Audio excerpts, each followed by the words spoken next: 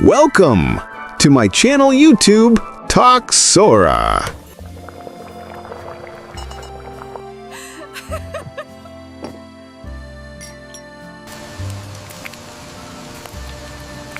Hello, everyone, and welcome back to Talk Sora. I'm Emma, and this is my fantastic co-host, Jack. Hey, everyone. I'm Jack. I hope you all had a chance to get a little extra sleep last night, unlike some of us. Well, Jack, on this channel, we help you practice real English, the kind that native speakers use every day. And if you like our videos, please remember to subscribe and like them. It truly helps us a lot to keep making these lessons for you. Yes, thank you. It's the easiest way to support us and make sure you never miss a new lesson. We appreciate every single like. So, Jack, before we reveal today's topic, I need to know something crucial. How was your day yesterday? Give me the full report. Don't leave out any details, please. Oh, yesterday. Yesterday was intense. You know me, Emma. Every day is a battle between being productive and finding the nearest, most comfortable sofa. I know that feeling. But tell me, what time exactly did you wake up? And what was the very first thing you did? Let me think. I set my alarm for 7 a.m., but I finally, truly, got out of bed at 7:45 a.m. The very first thing? I stumbled into the kitchen and immediately brewed a massive pot of coffee. A very large pot, Emma. I need that instant energy boost. You stumbled? Can you repeat that word for our listeners, Jack? Stumbled. Stumbled. S-T-U-M-B-L-E-D.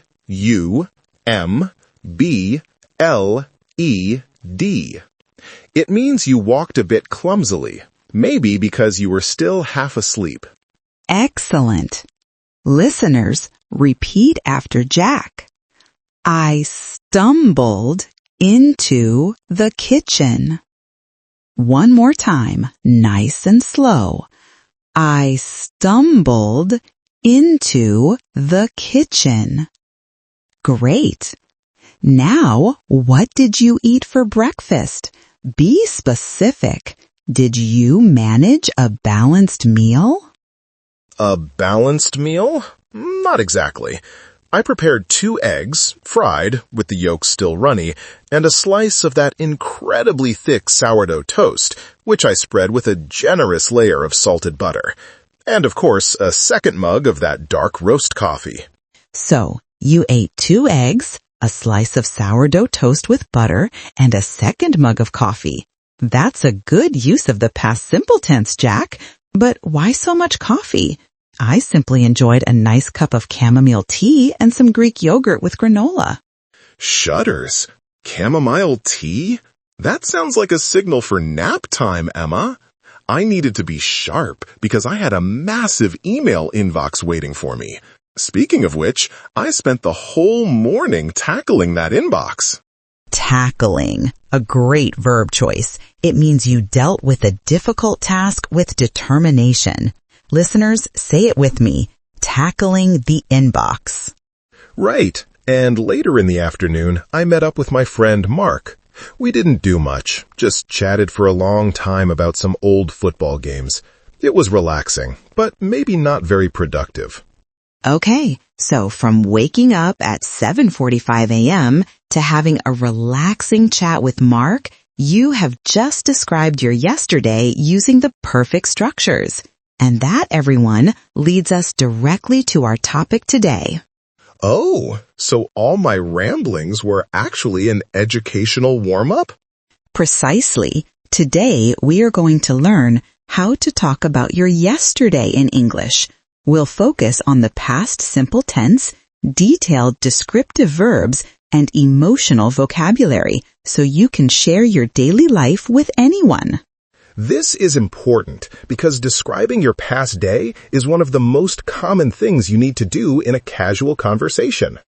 Exactly.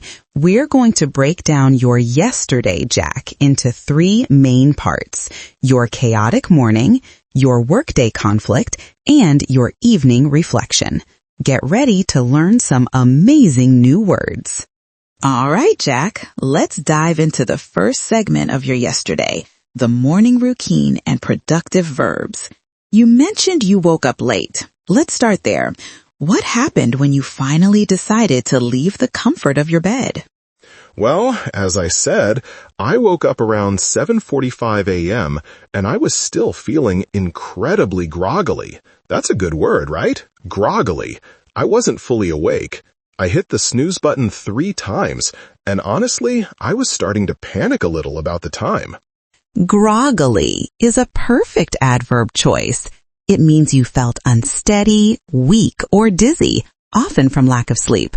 Listeners, say that word with me. Groggily. Again, groggily. Jack, give us a sentence using it.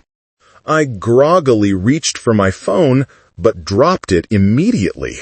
Perfect. Now, you needed speed, but speed often leads to disaster, correct? Tell us about your rush to make that coffee. Be extremely specific about your movements. It was a disaster waiting to happen. I rushed to the cabinet, yanked out the coffee grounds, not gently, mind you, but I yanked them, and then I poured the water into the machine a bit too quickly. I was trying to save maybe 30 seconds, Emma. Yanked. Another strong verb. It means to pull something with a sudden, forceful movement. Listeners, please repeat. Yanked. So, I poured the water, but because I was moving so fast, I actually overshot the filter basket. Some of the water immediately spilled onto the counter, but I ignored it. Big mistake. You overshot the filter. A great verb. It means you went beyond the intended mark. Tell us about the coffee grounds themselves. I was attempting to scoop the grounds into the filter, but my hands were still shaky because I hadn't had any caffeine yet. I used a large silver scoop, but I wasn't paying attention. I miscalculated the angle, and suddenly the entire scoop of dark roast coffee grounds catapulted out of the filter and landed directly onto my clean white kitchen floor. Catapulted. Wow, that's an intense description. Yes, I froze for a moment in despair. I had to stop everything. I couldn't just leave it there. I got down on my knees, took a wet cloth, and started to scrub the floor vigorously. I spent a full 5 minutes intensely cleaning up that scattered coffee. So, you had to scrub the floor. That means to clean something by rubbing it hard, right? Listeners, repeat that excellent phrase. I had to scrub the floor. While I was scrubbing, my toast was already in the toaster. When I finally stood up, I looked at the toaster and smoke was pouring out. I had left it on the highest setting. I had to quickly salvage the toast. I pulled it out, and it was nearly burnt black on the edges. Oh dear, you had to salvage it. That's our third key word. Salvage. It means to retrieve or rescue something, especially from a difficult situation. What did you manage to salvage, Jack? I managed to salvage about half of the slice. I had to scrape off the burnt parts with a knife. It was a stressful way to start the day, and I was already running 20 minutes behind schedule just because I tried to rush. This is a perfect lesson, Jack.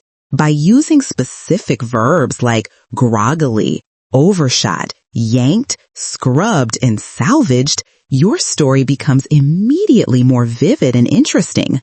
Listeners, I want you to quickly repeat the 3 vocabulary words Jack just taught us. Groggily, scrubbed, and salvaged. Well done. Now let's move on to the chaos of your workday. Jack, let's transition from the kitchen chaos to your work life yesterday. Our second main topic is work/study life and time management contrast. You mentioned you spent the morning tackling your email inbox. What was the most important task you had to complete yesterday? Oh, the most important task was definitely finishing the final report for the big project. It was clearly marked on my to-do list as a high priority item, and the deadline was looming. It was set for today, actually. And did you finish it? Well, no. That's where the conflict comes in. I opened the document, stared at the blank page for about 15 minutes, and then I experienced a moment of intense procrastination. Procrastination. That means delaying or postponing something, doesn't it? Listeners, repeat that keyword, procrastination. It's a habit we all need to manage. Jack, tell me, why did you procrastinate? What did you do instead of working on the high priority report? I was looking for some relevant data online, and somehow I ended up finding a fascinating documentary series about deep-sea fishing. I told myself it would only be a 5-minute break, but then I got completely hooked. Hooked? That means you were captivated and couldn't stop watching. So how long did this 5-minute break last? Be specific with the time. It lasted for nearly 3 hours. From about 11:30 a.m. until 2:30 p.m., I was essentially binge-watching these videos. I ate a sad little sandwich at my desk, still glued to the screen. It was a classic case of avoiding responsibility. Why, Jack? Why would you dedicate 3 valuable hours to deep-sea fishing instead of that crucial report? I, on the other hand, spent those exact hours meticulously reviewing my project drafts, marking every inconsistency and drafting a comprehensive summary.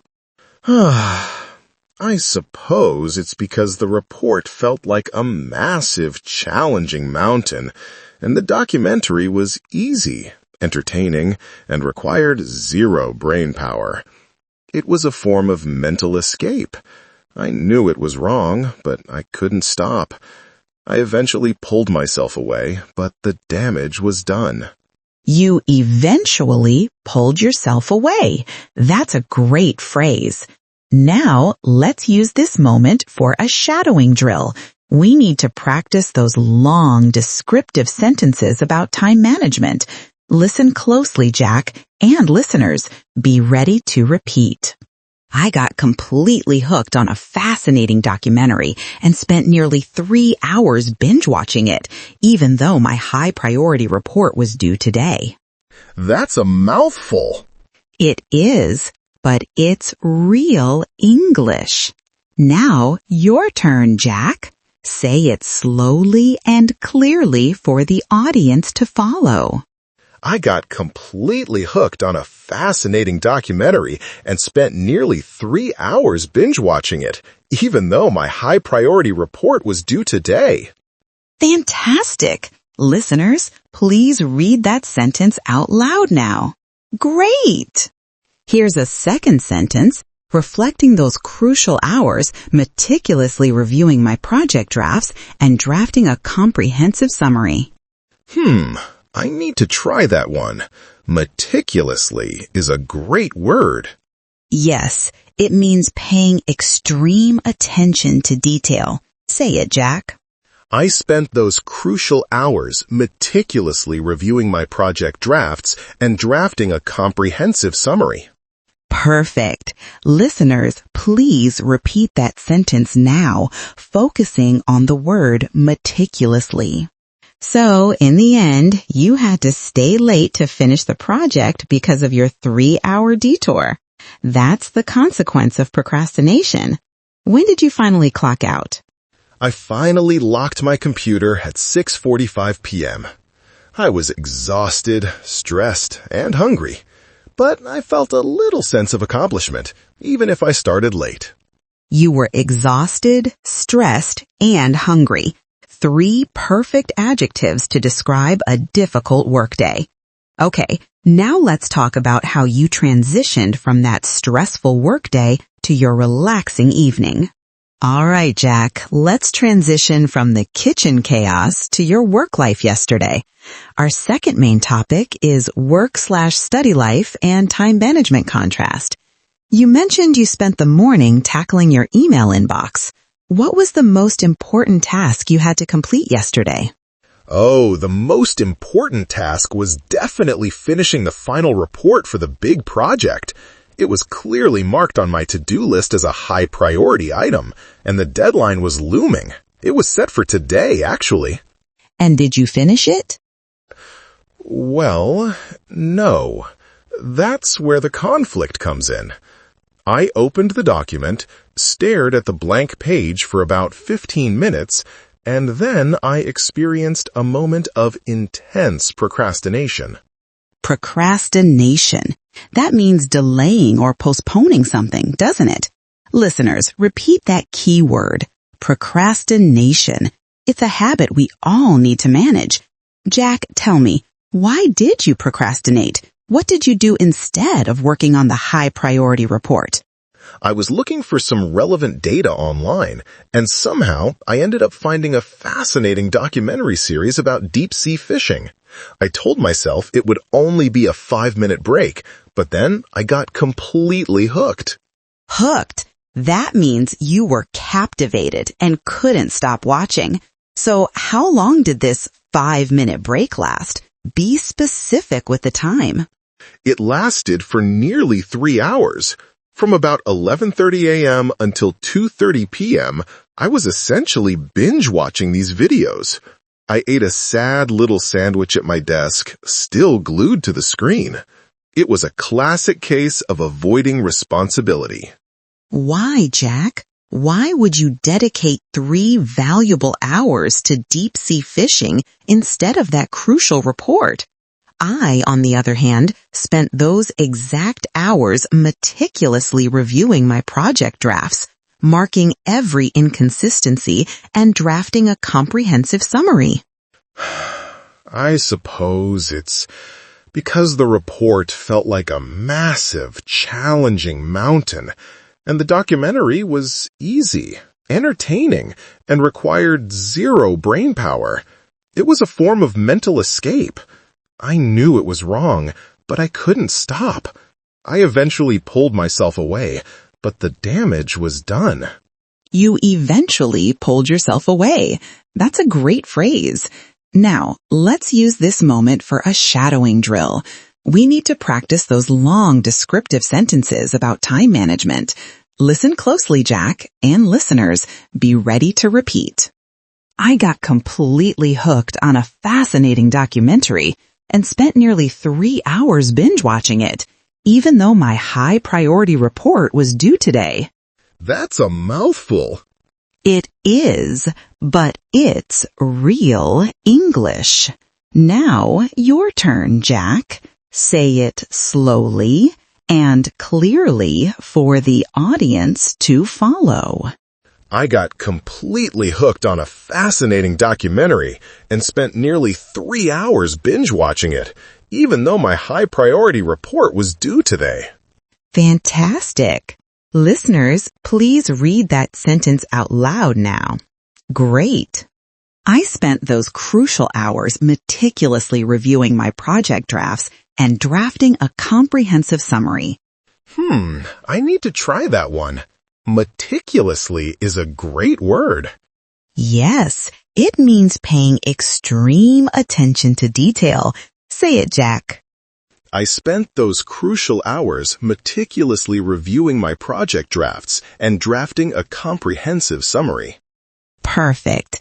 Listeners, please repeat that sentence now, focusing on the word meticulously. So, in the end, you had to stay late to finish the project because of your 3-hour detour. That's the consequence of procrastination. When did you finally clock out? I finally locked my computer at 6:45 p.m. I was exhausted, stressed, and hungry, but I felt a little sense of accomplishment, even if I started late. You were exhausted, stressed, and hungry. 3 perfect adjectives to describe a difficult workday. Okay, now let's talk about how you transitioned from that stressful workday to your relaxing evening. Not immediately. I dragged myself home, feeling incredibly heavy.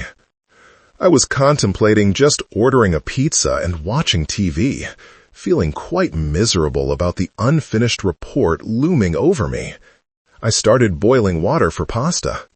Pasta, a good, simple recovery meal. What kind of pasta? Just a basic penne, with some pre-made marinara sauce.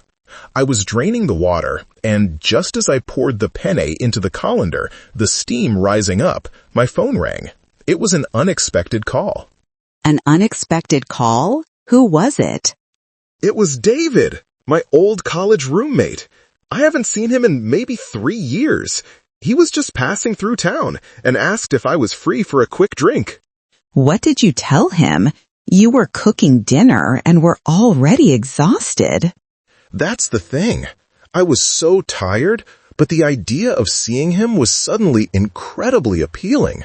I told him, "Cancel the dinner plans. We have to meet." I quickly threw some simple cheese on the pasta, put it in the fridge, and changed my clothes. That's a huge shift in energy. Where did you meet him? We met at a small, cozy pub near the train station. It was called The Quiet Corner. We didn't drink much, maybe 1 craft beer each, but we talked for nearly 2 hours. We caught up on everything. Caught up.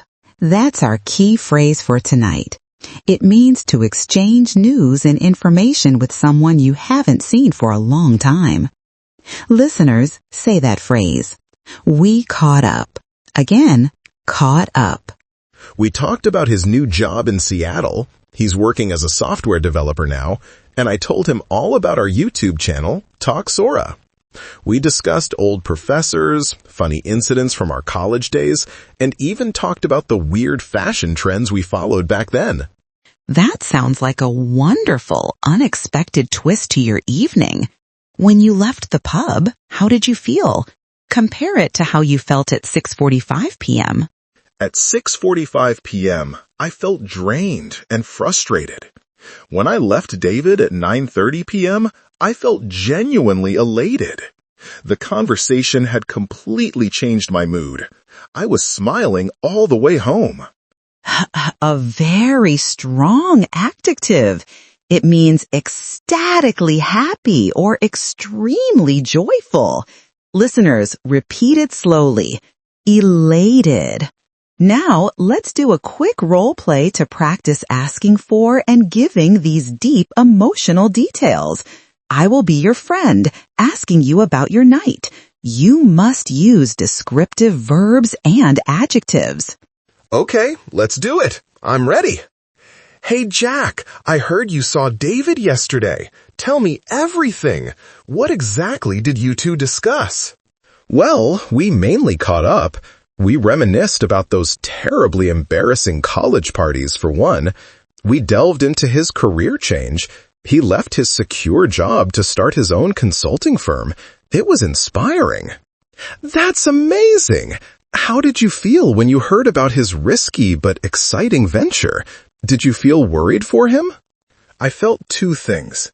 First, I felt a little apprehensive for him because it sounded incredibly challenging and a bit scary. But mostly, I felt really inspired and truly elated by his courage. I felt a surge of positive energy that completely dissipated my earlier work stress. Dissipated. A great verb, meaning scattered or vanished. Listeners, repeat this powerful sentence. The positive energy completely dissipated my earlier stress. Try to feel the meaning as you say it. Jack, repeat it again, slower this time. The positive energy completely dissipated my earlier stress. The positive energy completely dissipated my earlier stress. Excellent. And when he left? When he left, he gave me a long hug and wished me luck with Talk Sora. It was a perfect ending to a very stressful day. I felt content and peaceful when I finally got into bed around 10:30 p.m. I went from exhausted and frustrated to elated and content. This is exactly how we use detailed emotional vocabulary. Welcome back, everyone. This is the most important part of our lesson. We have covered Jack's entire day, from his chaotic morning to his peaceful evening. And in doing so, we introduced 10 powerful words and phrases that will make your English sound much more native. 10 words? That's a lot to remember. Let's make sure we drill them into our listeners' memories. Exactly. We are going to review all 10 now. Jack, you must provide the definition, and I will give a detailed example sentence. Listeners, get ready to repeat after us. Let's start with the morning. Jack, what was the first word we learned describing how you felt when you first woke up? That was groggily. Groggily. To be groggily means you are moving slowly, unsteadily, or feeling weak, usually because you are still half asleep or tired. I heard the persistent ringing of my alarm clock at 6 a.m., but I stayed hidden under the thick comforter, only reaching out my hand groggily to hit the snooze button. After finishing my 5th cup of coffee, I realized I was still groggily trying to put on my slippers, but I was attempting to put them on my hands instead of my feet. Classic Jack. Listeners, please repeat the word slowly. Groggily. Now, normal speed. Groggily. Next, the speed in the kitchen. What verb did you use to describe pulling things forcefully? That was yanked. U-A-N-K-E-D. It is the past simple form of to yank, which means to pull something with a sudden, sharp, and strong movement. The child was so impatient to open the gift that he yanked the ribbon off the box before his mother had finished singing Happy Birthday. When I realized my toaster was smoking, I didn't gently lift the toast. I yanked the plug straight out of the wall socket to prevent a small fire. Yanked. Normal speed. Yanked. Then came the coffee disaster. What did you have to do to the floor? I had to scrub it. S-C-R-U-B. To scrub means to clean something by rubbing it hard with a brush or a rough cloth, usually with soap and water. Before the inspector arrived, the restaurant staff had to scrub every surface in the kitchen, making sure there wasn't a single spot of grease left on the stove. I knew my dog had been playing in the mud because I had to scrub his paws vigorously for 5 minutes before I allowed him back inside the house. Scrub. Normal speed. Scrub. After the disaster, what did you try to rescue? I tried to salvage the toast. S-A-L-V-A-G. To salvage means to rescue something from loss, ruin, or destruction.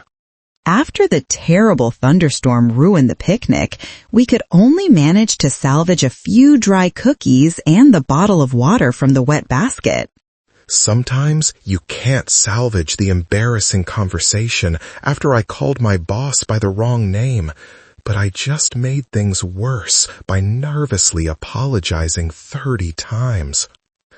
Sometimes you can't salvage everything. Salvage. Normal speed. Salvage. Moving to your work morning, what did you do to your overwhelming email inbox? I tackled it. T-A-C-K-L-E-D. It means to deal with or confront a difficult problem or task with determination. The politician promised her voters that in her first 100 days, she would tackle the pressing issue of rising housing costs in the city. Instead of taking a shower, I decided to tackle the giant pile of laundry in my bedroom, but I only managed to separate the socks before I gave up. Tackled. Normal speed. Tackled. Now, your biggest challenge yesterday. What was the act of delaying work called? Procrastination. Procrastination.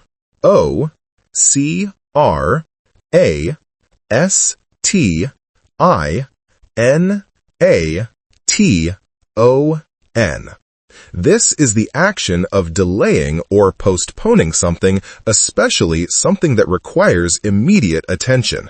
It's a noun. Due to his habit of procrastination, John had to pull an all-nighter, frantically writing his entire 20-page essay just a few hours before the submission deadline. My worst form of procrastination is checking the weather forecast for cities I have no intention of visiting just to avoid answering serious work emails. Procrastination. Normal speed. Procrastination. What did you do for 3 hours instead of working? I binge-watched documentaries. BING-WATCED.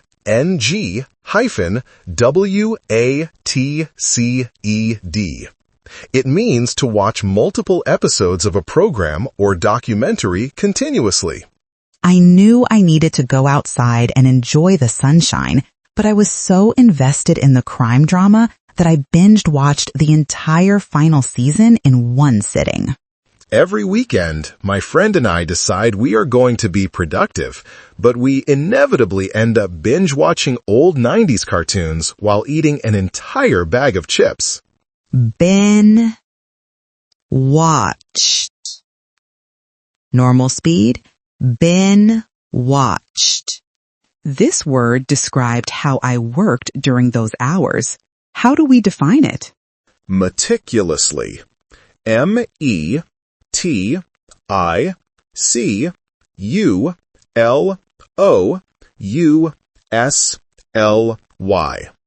It is an adverb meaning that something is done in a way that shows great attention to detail, very carefully and precisely. The scientist meticulously recorded every single measurement during the complex experiment to ensure there were absolutely no errors in the final data set. I meticulously organized all the empty coffee mugs on my desk by color and size, just to convince myself that I was being productive, even though the report was still blank.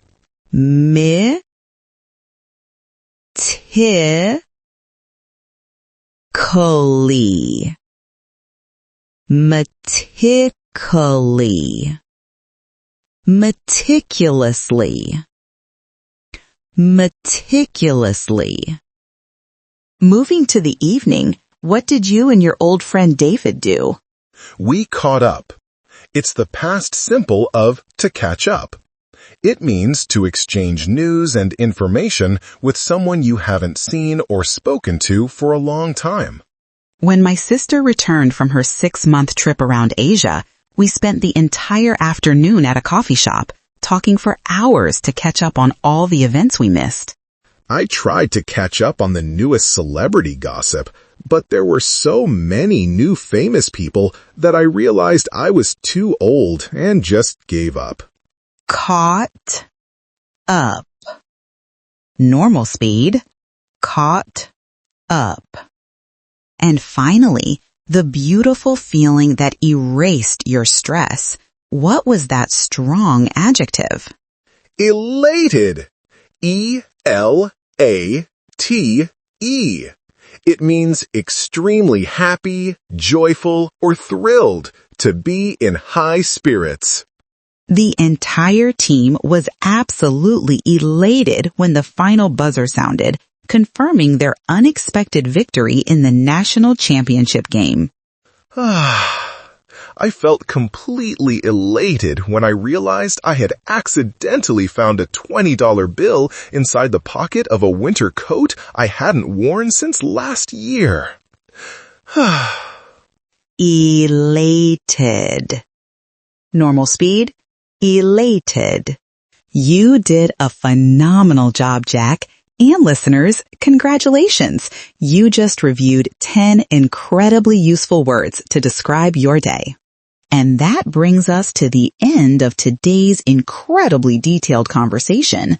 We covered the entire span of a typical day, from waking up groggily to feeling elated after an unexpected reunion.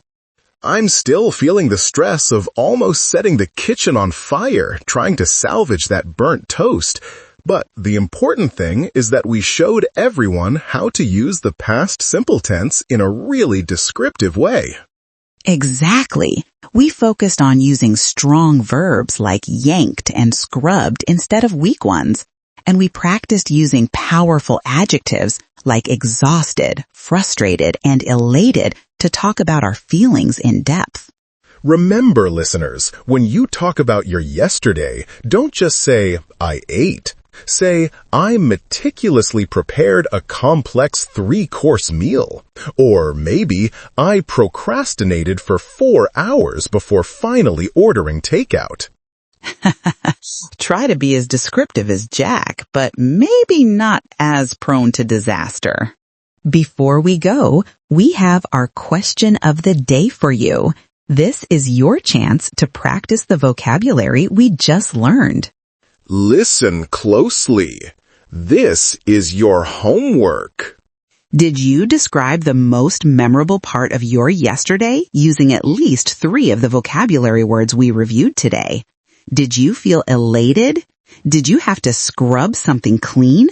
Did you binge watch a show? Tell us in the comments. Oh, that's a good question. Let me give them a sample answer using 3 words right now. Please do, Jack. Okay, let's see. The most memorable part of my day was when I saw David.